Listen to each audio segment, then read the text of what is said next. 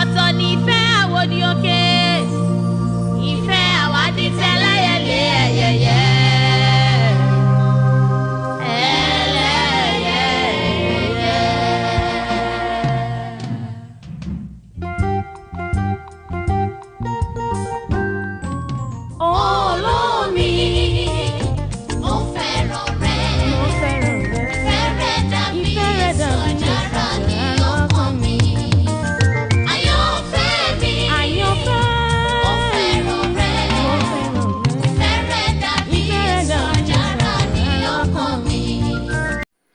Vous êtes sur l'émission Edidi Ife.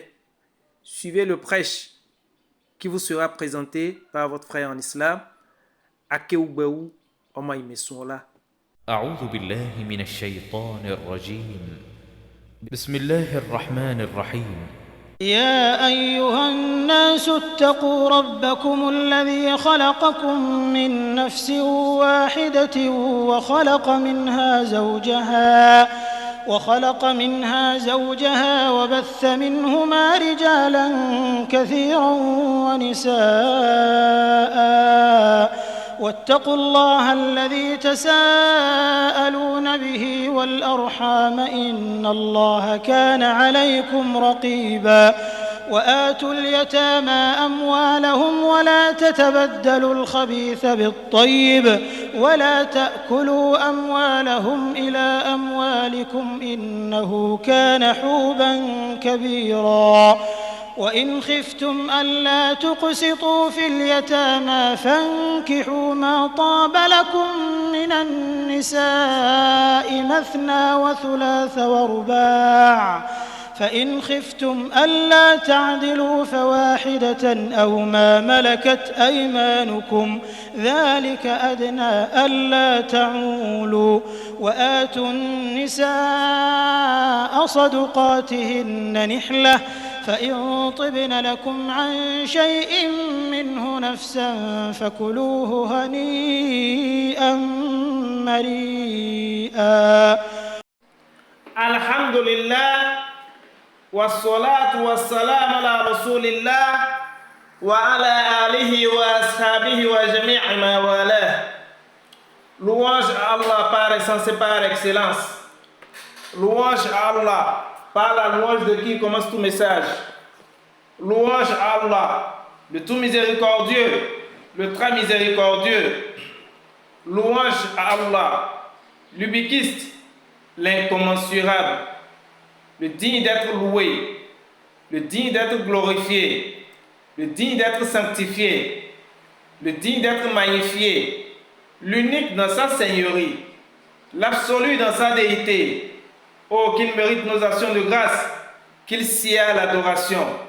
Maître et seul objet de notre vénération, Maître de l'autorité absolue, Seigneur des mondes, que la paix et la bénédiction absolue et parfaite d'Allah soient sur le meilleur des créatures, l'élu, le maître de la prophétie et du message, le valeureux chef musulman Mohammed, sur ses compagnons et sur tous ceux qui emboîteront leur pas jusqu'au jour du jugement dernier. Que la malédiction et la disgrâce d'Allah soient sur le pire des créatures, le déchu, le futé, qu'Allah nous épargne de ses fourberies et finauderies et ne nous compte pas au nombre de ses compagnons au jour de la résurrection. Chers frères et sœurs en islam, honorables fidèles, vous êtes sur l'émission Edidi Ife, le mariage en islam. Thème 3. La bonne cohabitation entre mari et femme. 7e partie. L'importance de la foi en Allah entre mari et femme dans leur cohabitation. Définition littéraire du mot islam. Al-Islam huwa al-istislam lillahi bitawhid wal-inqiyadullahu bita'ati wa khulusu min ash-shirk.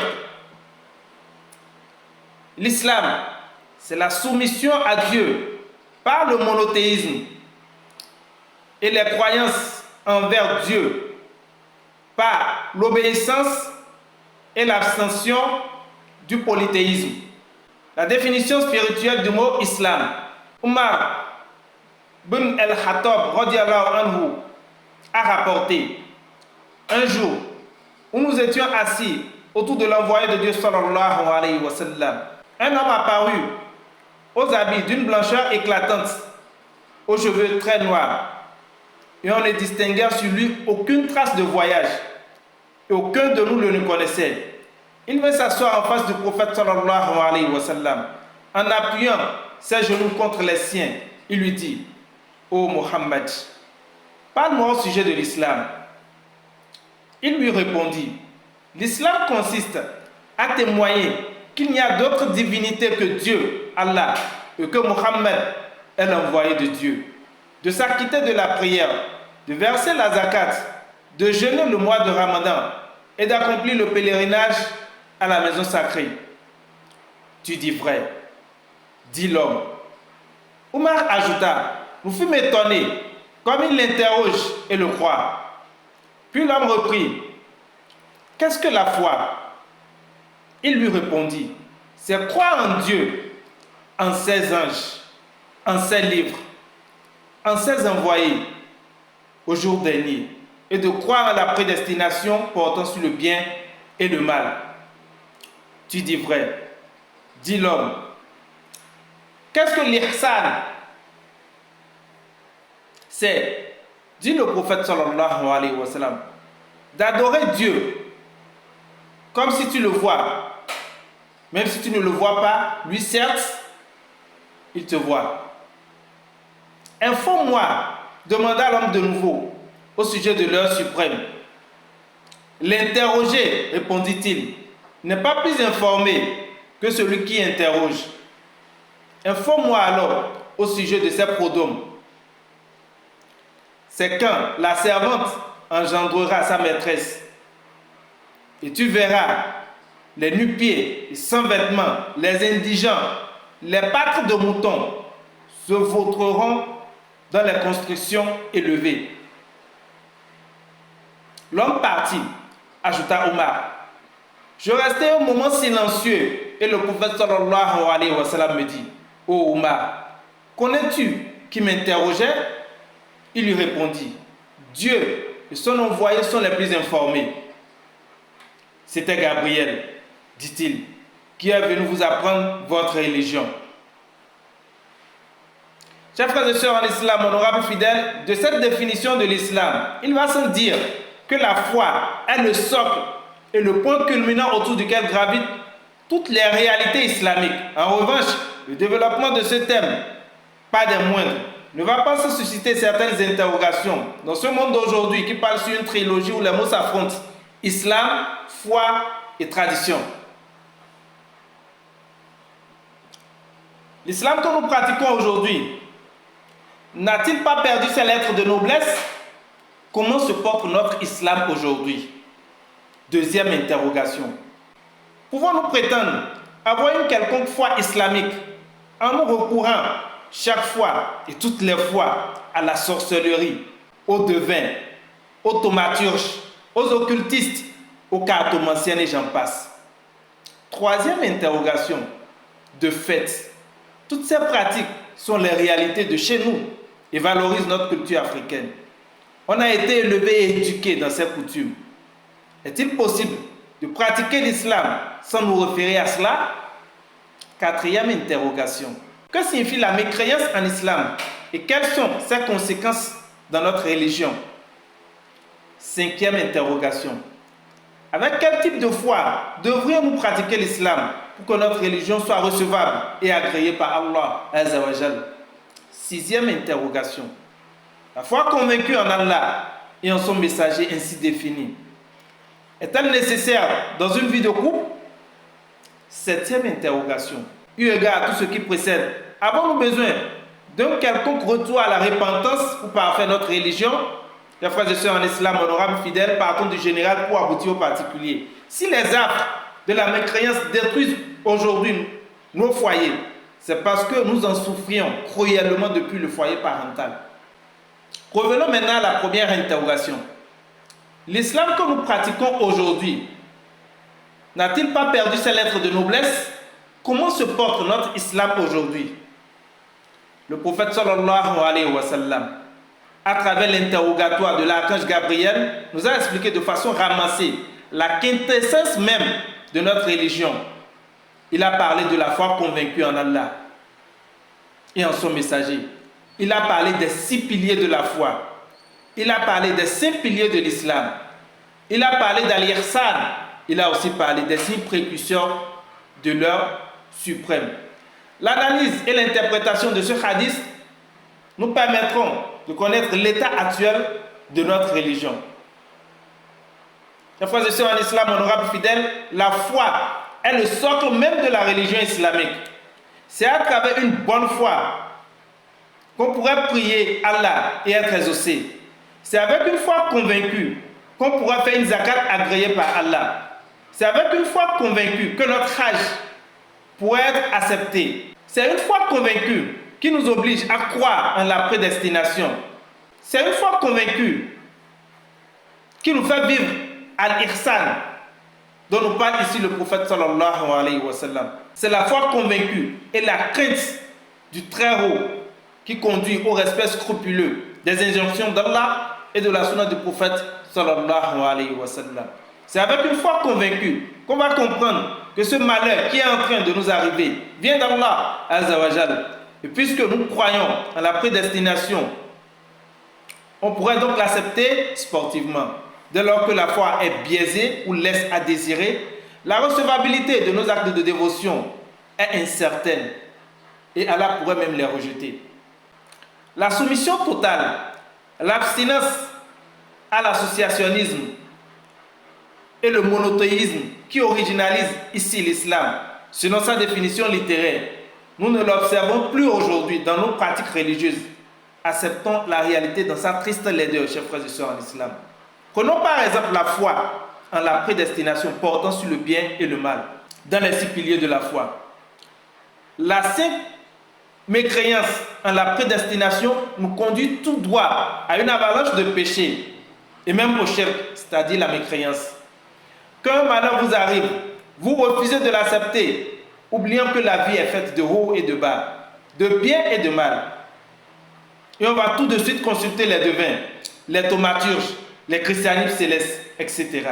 Chers frères et sœurs en islam, honorables fidèles, vous ne pouvez pas passer toute votre vie à rire et à être joyeux, voyons.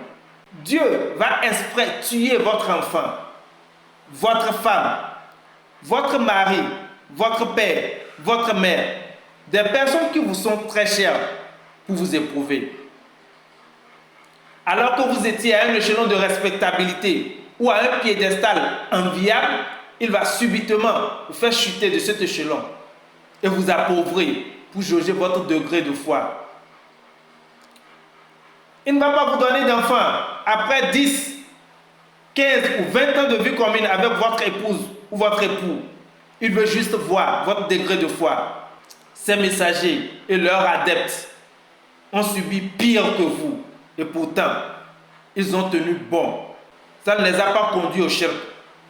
C'est le manque de foi qui conduit à l'associationnisme. Chers frères et sœurs en islam, un grand alpha est décédé au Nigeria, chez un charlatan pas des moindres. Et tôt le matin, ses enfants se sont précipités pour amener son corps chez lui à la maison. Un jour, un grand maladie a été abattu par une maladie et on l'a amené chez les christianismes célestes. Ils ont réussi à le guérir et il a adhéré à leur religion. Le grand maladie est devenu christianisme céleste après sa guérison. Quelques mois plus tard, Allah lui retransmit la même maladie et les christianistes célestes ont été incapables de le guérir. Il est passé de la vie à trépas dans leur église. Quand un malheur nous arrive, où nous sommes en train de traverser une situation difficile, on doit pouvoir tenir bon et implorer l'indulgence et la clémence d'Allah azza wa jal. Prenons la prière, un des 5 piliers de l'islam. Allez demander à certains musulmans pourquoi ils prient. Ils vous diront que c'est parce que la prière est une obligation divine. C'est vrai, certes. Mais s'ils savaient effectivement les raisons pour lesquelles ils priaient, ils ne consulteront plus jamais les devins. Et ils ne commettront jamais l'associationnisme.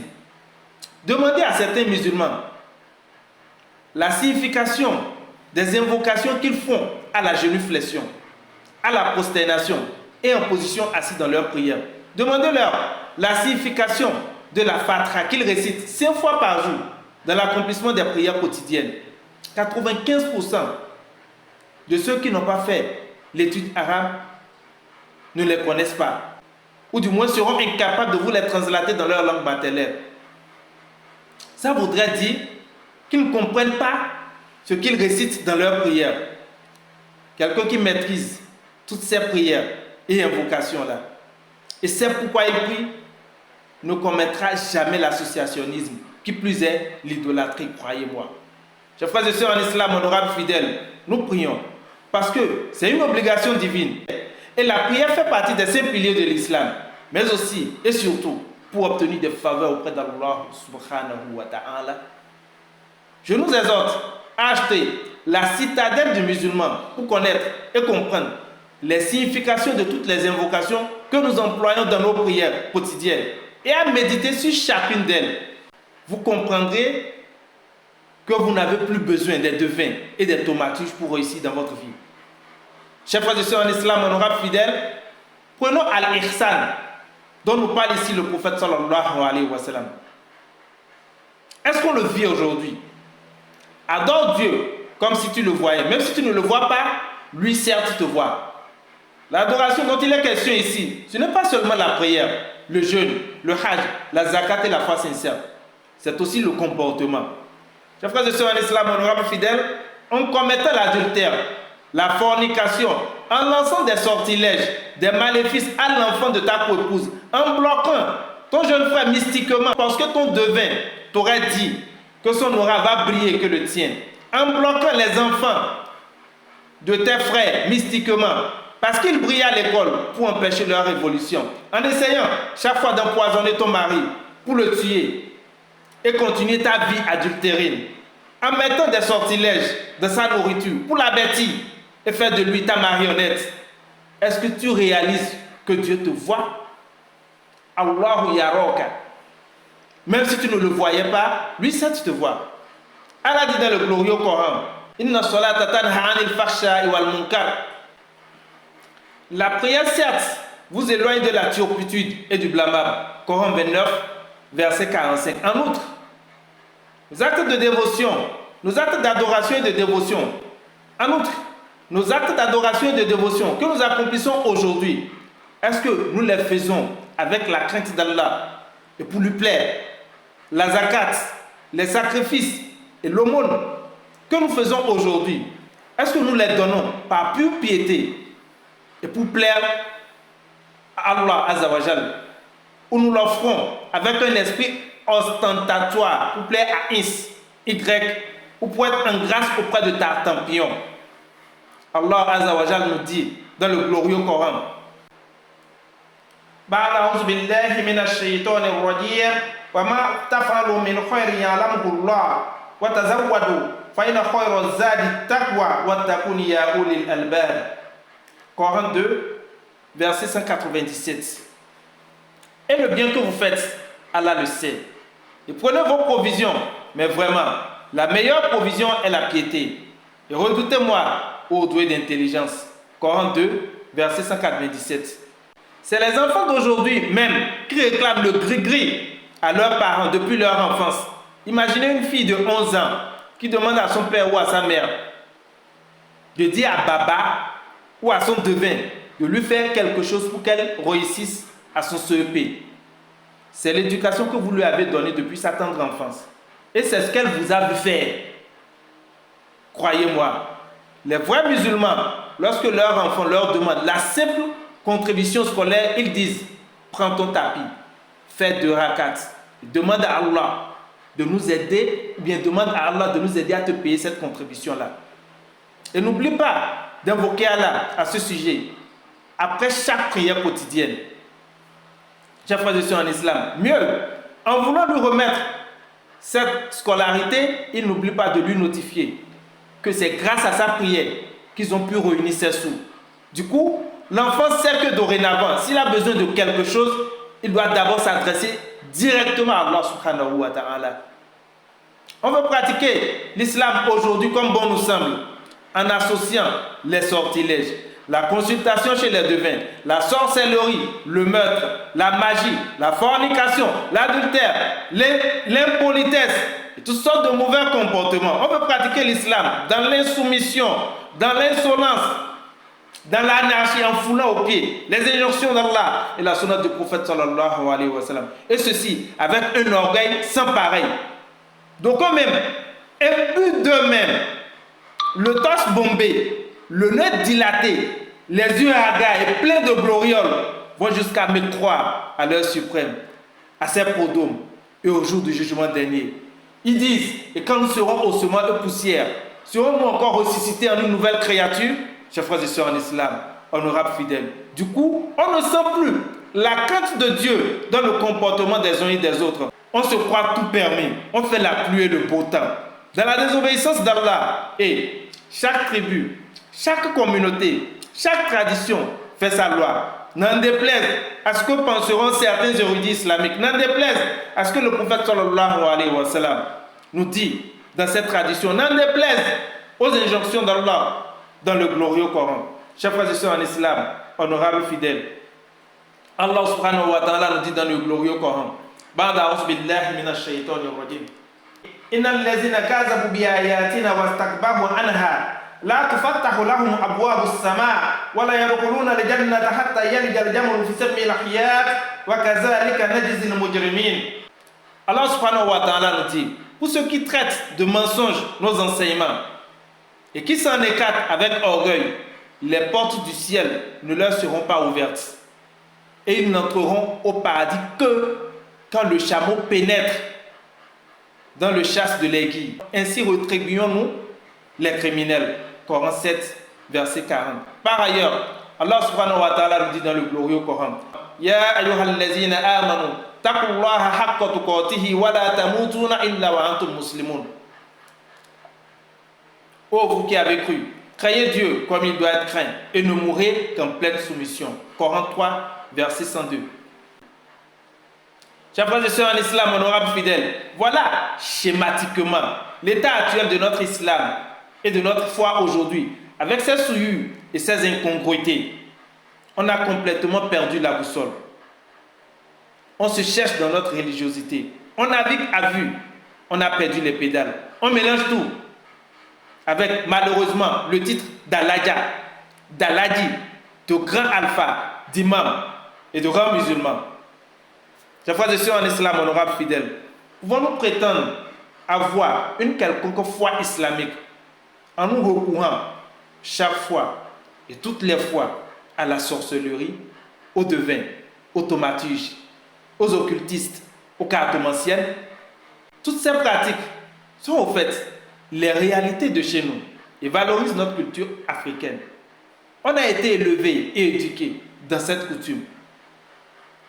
Est-il possible de pratiquer l'islam sans nous référer à cela?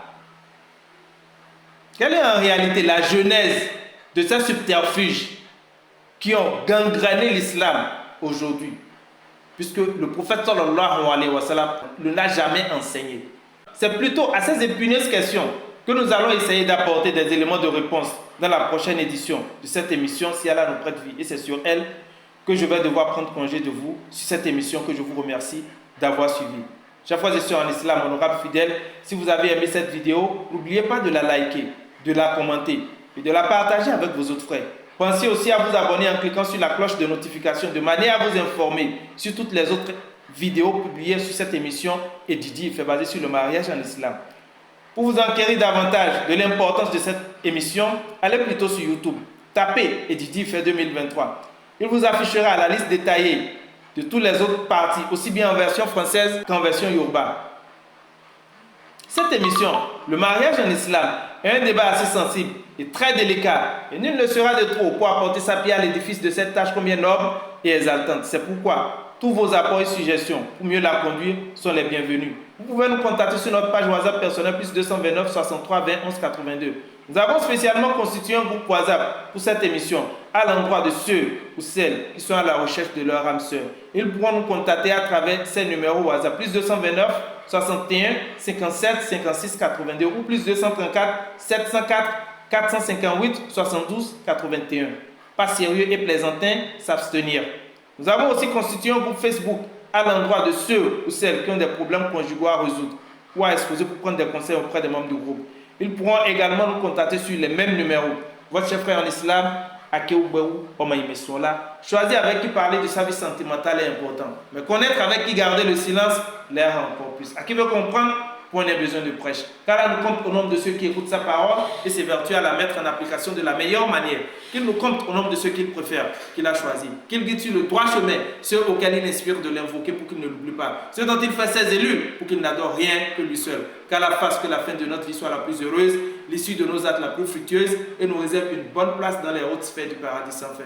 هذا بيان للناس وهدى وموعظة للمتقين عباد الله إن الله يأمر بالعدل والإحسان وإيتاء ذي القربى وينهى عن الفحشاء والمنكر والبغي يعظكم لعلكم تذكرون سبحانك اللهم وبحمدك نشهد أن لا إله إلا أنت نستغفرك ونتوب إليك سبحان ربك رب العزة عما يصفون والسلام على المرسلين والحمد لله رب العالمين. kìí ṣe pé wọn ò rẹ̀yẹ rí nígbó ọ̀kìn ló rẹwà jù láàrin ẹyẹ kìí ṣe pé wọn ò rómi dánrí o látijọ́ tí mo ti fojú mi kàn ó mo gbà pájíkẹ́ rẹwà ó jẹ gbin lọ. oríṣiríṣi igi níbẹ̀ lóko ká tó figi ọmọ gbẹ̀gbẹ̀dù oríṣi ọkùnrin níbẹ̀ níta mo ti rí kúkúrú mo ti rí gíga àmọ́ lọ́kàn mi ṣọ̀wọ́n lóde. bó ṣe ń ṣe mí gan kò tiẹ̀ yé mi o ìfẹ́ rẹ ló ń gbé mi bí ìjì ó ń fẹ́ bí afẹ́fẹ́ ò ti fẹ́ dọ́kàn mi fi ń bá bẹ̀ nígbò máa súré wálé tó rájí kẹ́lẹ́ tù.